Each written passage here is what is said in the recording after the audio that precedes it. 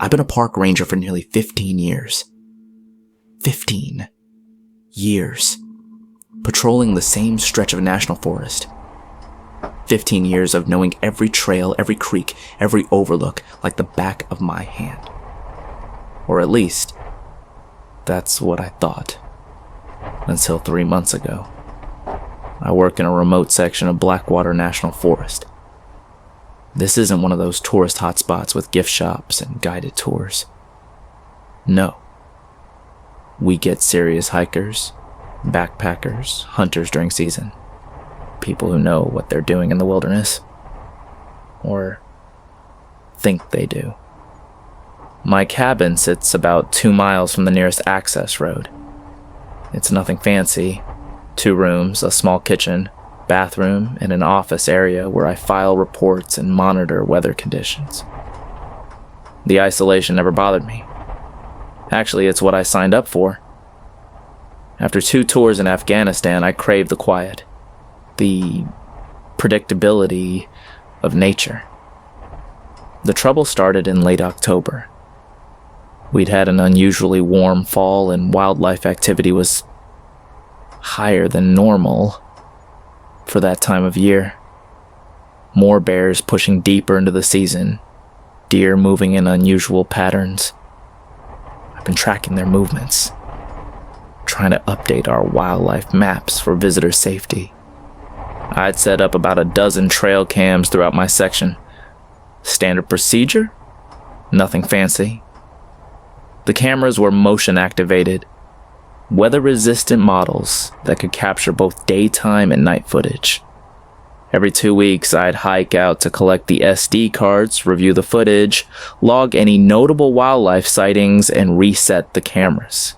Simple, routine, safe. October 17th was collection day. I remember it clearly because the weather had shifted overnight.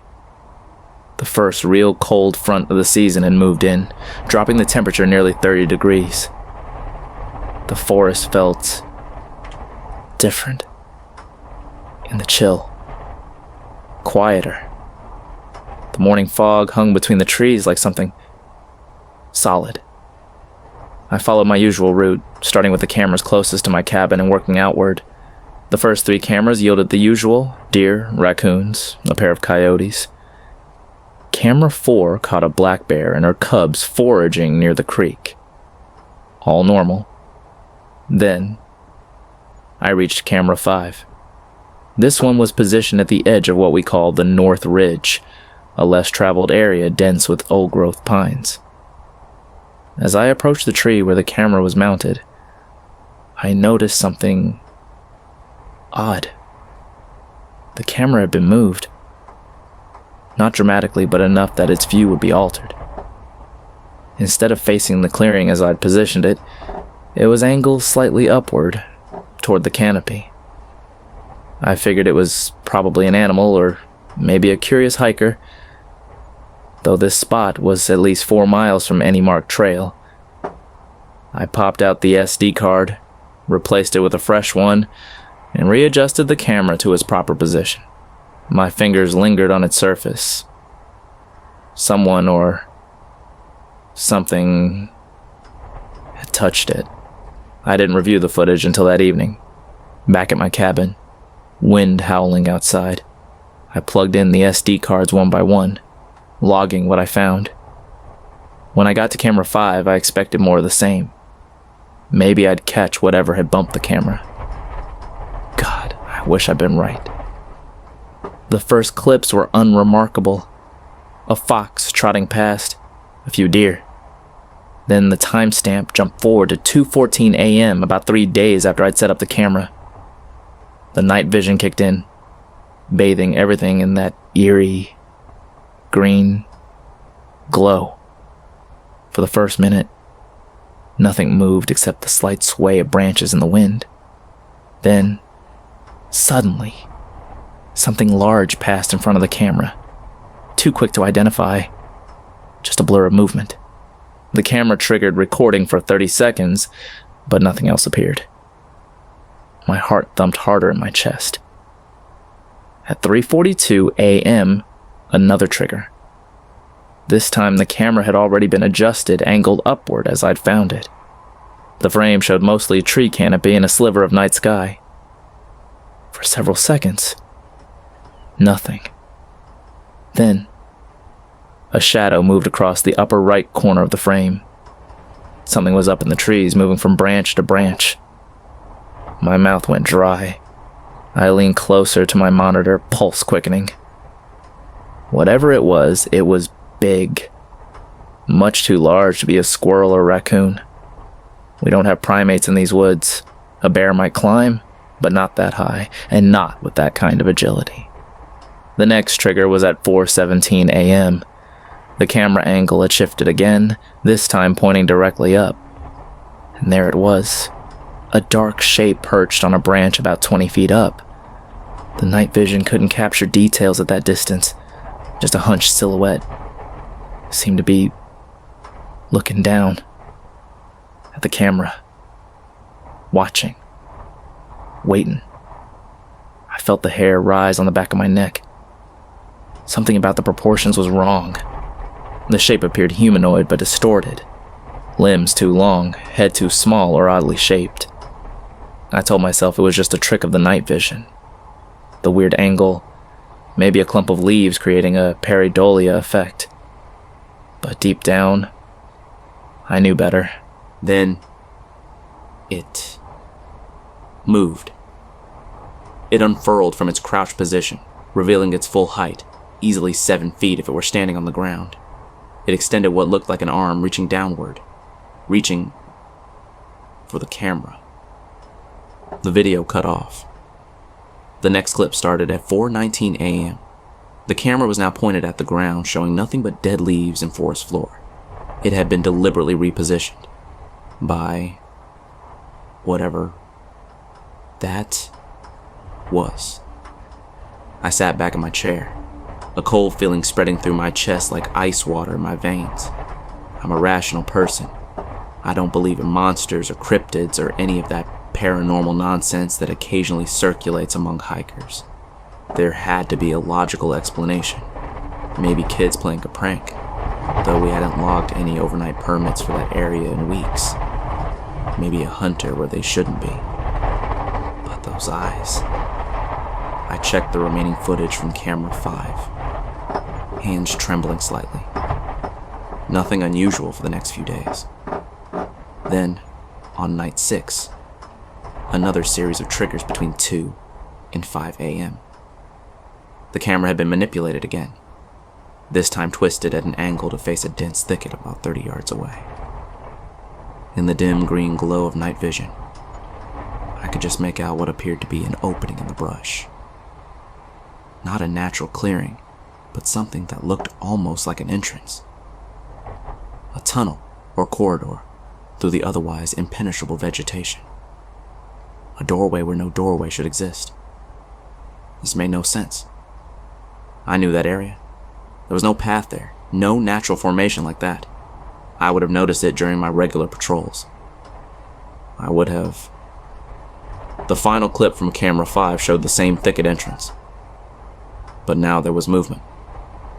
Something emerged part way. Just a dark shape, indistinct. Then the footage cut to static. My breath caught in my throat. When I checked the camera in person, I'd found it intact, just moved. But the footage suggested it had malfunctioned at that exact moment. Or something had wanted it to malfunction. I decided to check it out myself the next day. I told myself I was just being thorough, doing my job. But I made sure my GPS was fully charged, packed extra supplies, and breaking protocol brought my personal handgun along with my service weapon. Deep down, I knew bullets might not help me. The hike to camera 5 took about 2 hours from my cabin. It was a clear, cold day, the kind where sound carries for miles. Yet the deeper I went into the forest, the quieter it became. No bird song, no squirrels chattering, even the wind seemed to die down. The silence. It pressed against my eardrums, like I was deep underwater. I found the camera right where I left it. Nothing appeared disturbed. I scanned the canopy above. Nothing unusual there either. Then I turned toward where the thicket entrance should have been, based on the footage. There was nothing there. Just solid undergrowth, trees and brush. No tunnel, no entrance, no path. My heart hammered against my ribs. Had I imagined it all? I spent nearly an hour searching the area looking for any sign of what I'd seen in the footage. No broken branches, no footprints, nothing to suggest anyone or anything had been there. I was about to give up when I noticed something odd about a large oak tree nearby. A series of deep gouges in the bark about 7 feet up. They weren't bear claw marks. They were too precise, almost geometric. 4 parallel lines forming a symbol I didn't recognize. I took photos, collected bark samples where the marks were freshest, and headed back to my cabin, increasingly uneasy. The forest felt wrong somehow. Too still, like it was holding its breath. That night I reviewed the new footage from camera 5. Nothing unusual. I checked the other camera footage more carefully than before, looking for anything I might have missed. Cameras 1 through 4, nothing strange. Camera 6 showed typical wildlife. Then I got to camera 7, the furthest from my cabin, positioned near an old fire lookout tower that hadn't been used in decades. This camera should have captured deer using a game trail that ran alongside a small stream. Instead, the first clip showed the camera had been moved to face the lookout tower. The night vision revealed the dilapidated structure in the distance, barely visible through the trees. The next clip, time-stamped just minutes later, showed a light in the tower. A faint, pulsing glow from the top level. That was impossible. The tower had no electricity. It had been abandoned for at least 30 years. The next morning, I radioed my supervisor to report unusual activity in my section. I described the footage but left out my growing sense of dread. Tom had been managing the ranger station for longer than I'd been alive, and he wasn't one for drama. "Probably just hunters," he said. "Check it out, but be careful. Might be cooking meth or growing something they shouldn't be." I knew he was wrong. This wasn't human activity, at least not any kind I recognize. But I agreed to investigate further. I decided to check out the lookout tower. It was about a 6-mile hike from my cabin in one of the most remote sections of my patrol area. I headed out at dawn, wanting plenty of daylight for the round trip. The forest grew denser and older as I approached the tower.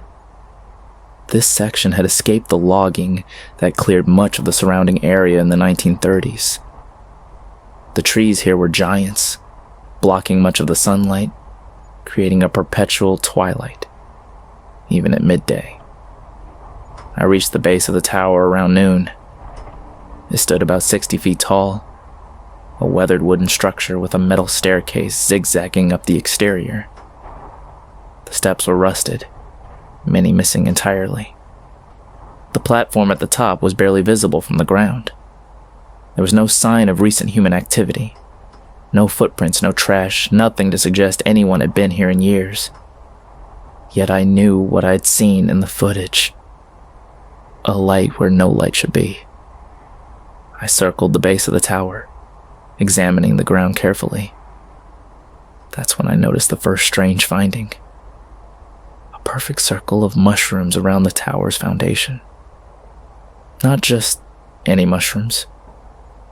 I didn't recognize the species. They were pale, almost translucent, with caps that seemed to shimmer slightly when viewed from certain angles. As a ranger, I prided myself on knowing the local flora. These weren't in any field guide I'd ever studied. The second strange finding was the door to the tower. It should have been padlocked, standard procedure for abandoned structures. Instead, it hung partially open. The lock lay on the ground, not cut or broken, but disassembled. the components laid out in a neat row, as if someone had taken it apart piece by piece. Every instinct told me to leave, to go back and bring reinforcements. But I had a job to do.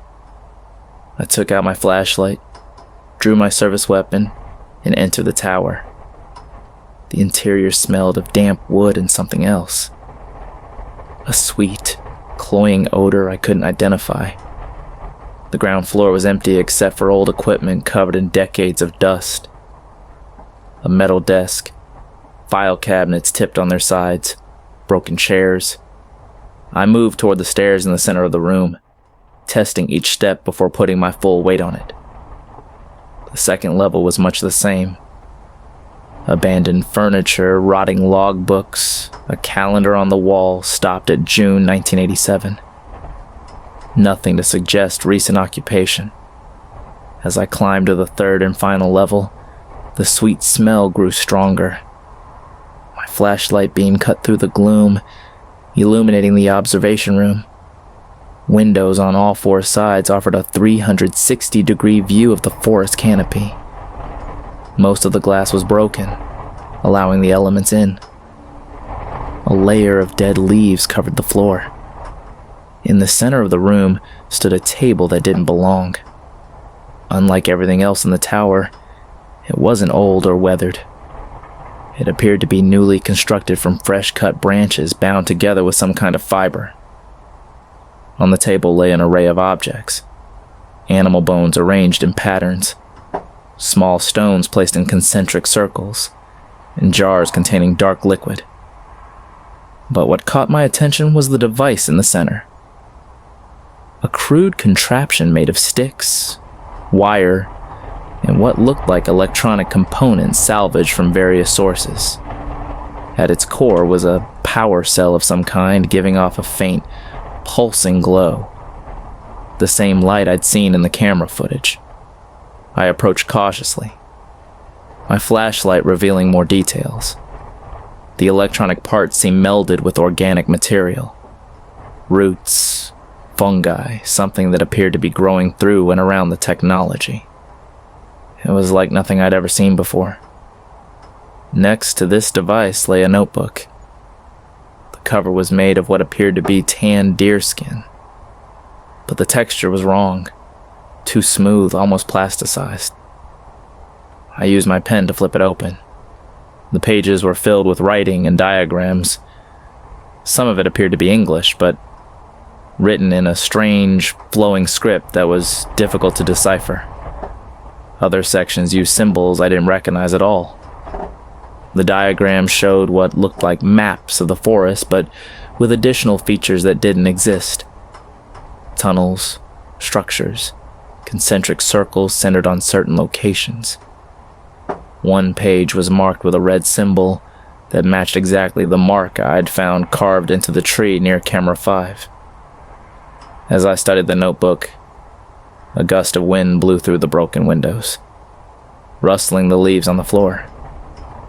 Except the air outside was still. I could see the treetops through the windows. Not a branch was moving. I spun around, weapon raised, flashlight scanning the room. Nothing had changed, yet everything felt different. The sweet smell was overpowering now. The light from the strange device pulsed faster. Then I noticed the leaves on the floor. They were moving, swirling slowly in a counterclockwise direction, as if caught in a whirlpool. But there was no wind, no draft to move them. I backed toward the stairs, keeping my eyes on the room. The leaves moved faster, the swirling pattern tightening around the table with the device. The light pulsed in rhythm with the movement. I reached the stairwell and began to descend, never turning my back on the room. The wood groaned beneath my feet. Not the normal creak of old boards, but a sound almost like words just below the threshold of comprehension. I made it to the second level when I heard something above me. Movement in the observation room. Heavy footsteps, slow and deliberate, circling the table where the device sat. But I had been alone. I was certain of it. I didn't wait to investigate. I descended to the ground floor as quickly as the rotting stairs would allow. As I reached the bottom, a sound came from above. Not footsteps this time, but a rhythmic tapping. A pattern. 3 quick taps, pause, 2 slow taps, pause, repeat. A code, I realized. Someone was sending a message. I burst out of the tower into the afternoon sunlight, gasping as if I'd been holding my breath. The forest around me seemed normal again. Birds calling, wind rustling the canopy. The oppressive feeling had vanished. I backed away from the tower, keeping it in sight, my weapon still drawn. When I reached a distance of about 50 yards, I paused to radio for backup. No response. Just static. I tried again with the same result. Looking up at the observation level, I expected to see someone, or something, watching from the windows. There was nothing. Just the empty, decaying tower. I hurried back to my cabin, making the 6-mile journey in record time, constantly checking over my shoulder. Nothing followed me. At least, nothing I could see. Back at my station, I finally got through to Tom on the radio. I reported finding evidence of trespassing at the tower, requesting additional rangers to investigate. I didn't mention the strange device or the notebook. I wasn't sure what I'd seen, and I didn't want to sound crazy. Tom promised to send 2 rangers the next morning. I spent an uneasy night reviewing the trail cam footage again, searching for anything I might have missed. I stopped the video repeatedly on frames showing the shadowy figure in the trees, trying to make out details. In one frame, paused at just the right moment. I thought I could see what looked like a face. Not quite human. Features too elongated, eyes too large and oddly positioned. But the image was grainy, the night vision distorting everything. I woke before dawn from troubling dreams I couldn't quite remember. As I made coffee, I noticed something on my cabin floor that made my blood run cold.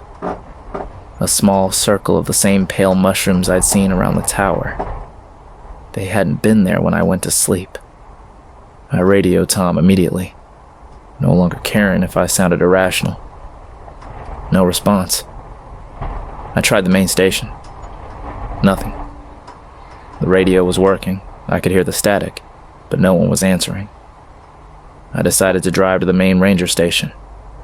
I needed to show someone the footage, the photos of the strange markings, tell them about the tower. Something was very wrong in my section of the forest. Something I couldn't handle alone. The drive to the station normally takes about 40 minutes on the service road.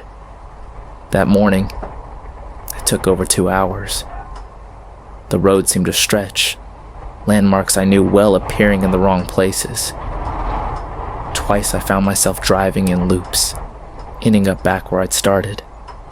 When I finally reached the station, the parking lot was empty except for Tom's truck. I rushed inside, calling his name. The main office was deserted. Coffee mugs sat on desks. Computer screens glowed. Chairs were pushed back as if people had just stepped away momentarily. I found Tom in his office, staring out the window at the forest beyond. He didn't turn when I entered. Didn't respond when I spoke his name. When I touched his shoulder, he finally looked at me. His eyes were vacant, his expression slack. "They've always been here," he said, his voice flat. "We just didn't have the right eyes to see them." I asked him what he was talking about, who they were. He smiled, a terrible, empty smile. "You've seen them now, haven't you? In the trees, in the tower. They've noticed you." He turned back to the window. "They're changing things, opening doors where there weren't doors before." I backed out of his office, genuinely frightened now. I tried the landline phone, dead. My cell had no service, as expected this far out. I searched the station for anyone else, found no one. In the equipment room, I grabbed a satellite phone, our emergency backup for when all other communications failed. It powered on, showing signal. I dialed 911, my hands shaking. The response was immediate, but not what I expected. No dispatcher asked about my emergency. Instead, I heard the same rhythmic tapping I'd heard in the tower. 3 quick taps, pause, 2 slow taps, pause, repeat. I dropped the phone and ran to my vehicle. Whatever was happening, I needed to get out to find help beyond the forest. We started the engine and peeled out of the parking lot, driving too fast on the gravel road, heading for the highway 20 miles away. I made it about 5 miles before I saw the first mushroom circle, a perfect ring of those same pale, shimmering fungi stretching across the entire road. I didn't stop, driving straight through it. The moment my tires touched the circle, the radio in my truck came to life. Not music or voice, just a tapping pattern, louder now, coming through every speaker. A mile later, another circle, then another. They were appearing more frequently as I drove, as if the forest was responding to my escape attempt. After the 5th circle, I noticed something in my rearview mirror. Movement among the trees keeping pace with my truck. Something large, flowing between trunks with impossible speed. I pressed the accelerator to the floor. The highway was close now, just a few more miles. If I could reach it, reach other people, civilization. The road ahead shimmered, like heat rising from hot asphalt, though the day was cold. As I approached, the shimmering intensified. The air itself seemed to fold, to open. I slammed on the brakes, skidding on the gravel. Where the road had been moments before, there was now something else. Not a roadblock, not a physical barrier, but a doorway, a tunnel. The air had parted like a curtain, revealing a passage that shouldn't exist. Through this impossible opening, I could see what looked like the forest, but wrong. Trees too tall, too densely packed, growing at impossible angles. The light filtering through was neither sunlight nor moonlight, but something else entirely, casting colors I had no names for. I threw the truck into reverse, tires spinning. In my mirror, I saw them emerging from between the trees. Tall, thin figures moving with fluid grace. Too many limbs bending in ways limbs shouldn't bend. Their skin shimmered like the mushrooms, semi-translucent in places, revealing shadowy shapes moving beneath. I turned the truck around, heading back toward the ranger station. It was the only shelter I knew, the only defensible position. As I drove, the tapping from the radio changed rhythm. Faster, more urgent. The figures kept pace among the trees, always just at the edge of clear visibility. Halfway back to the station, I saw the lookout tower through a gap in the trees. It shouldn't have been visible from this road. It was miles in the wrong direction. And it had changed. The dilapidated structure I'd visited was now restored. No, transformed. It had grown, twisted upward, wood and metal intertwined with living matter, reaching far above the canopy. At its top, the light pulsed brighter than before, in sync with the tapping from my radio. I never made it back to the station. The road ahead shimmered just like before, the air opening to reveal another impossible passage. I tried to turn again, found a third doorway blocking my retreat. They had surrounded me. With nowhere else to go, I drove off the road, crashing through the underbrush, hoping to find a way out through the trees. The truck made it about 20 yards before the engine died. No amount of turning the key would bring it back to life. I grabbed my pack, my weapons, and ran into the forest on foot. I had no plan beyond escape. beyond putting distance between myself and those figures. I ran until my lungs burned, until my legs threatened to give out. When I finally stopped gasping for breath behind a massive fallen tree, I realized my mistake. I was deep in the old growth section now, their territory, and I was lost.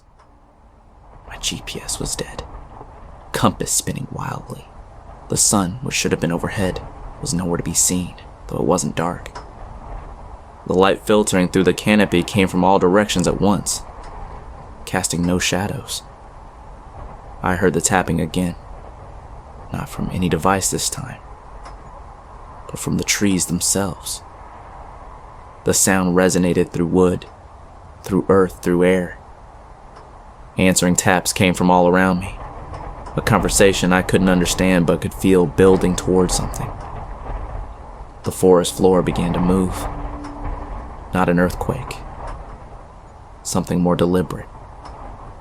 The pale mushrooms erupted from the ground in waves, forming concentric circles around me. From them rose a mist, thin tendrils that twined together, thickening, taking shape. They appeared then, stepping through veils of mist and fungal spores. Close enough now that I could see them clearly for the first time. They were humanoid in basic form, but the similarities ended there. Their limbs were too numerous, too fluid, shifting and reforming as I watched. Their faces were smooth expanses broken only by large, lidless eyes that reflected light, like insect carapaces. I raised my weapon, though I knew instinctively it would be useless. One of them approached, moving with a grace that made my eyes hurt to follow.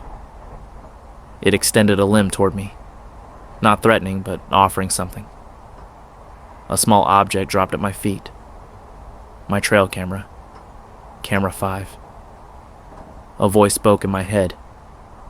Not words, not language as I understand it, but meaning nonetheless.